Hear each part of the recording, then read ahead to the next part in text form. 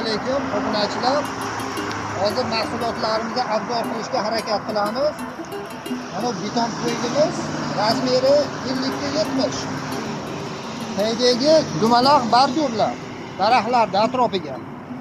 Bundan keyin mana qo'ygimiz bor. Ular 60 ga 40, balandligi 40.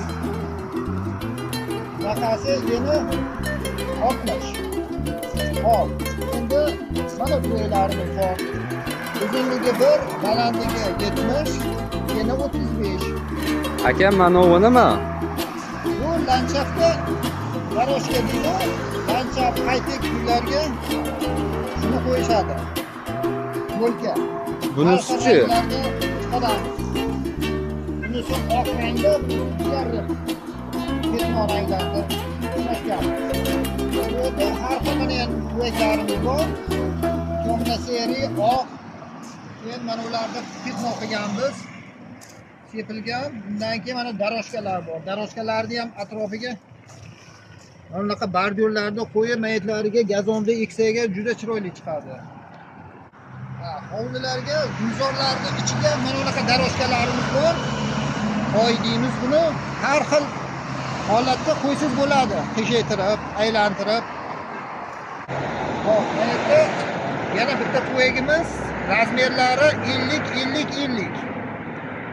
Ayta dumaloq qo'ylarimiz bor. Mana yana har bir qo'ylarimiz bor. Bunda xohlagan razmerlarda topib beramiz inshaalloh.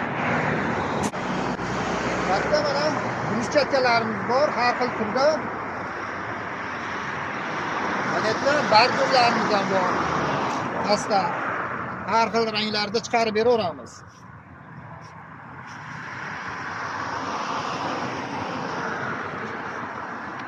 Hop, yana bitta mahsulotlarimiz bor. O'zimizga ham bu yangilik. Shotchilarga atrofiga g'isht urib o'tirmaysizlar. Shunga qo'yib turib, ustiga kalodis qopqog'ini qo'yasizlar. Keyin tashqi tualetlarga mana bunaqa yana beton mahsulotlarimiz bor. Kafeldan yasab o'tirishmaydi ustalar. Aka, lokatsiyamiz qayerda? Lokatsiyamiz Afg'onbog'da Turugidan kelganda Oxun Qaynarlik Turugiga yetmasdan chap qo'lda seximiz.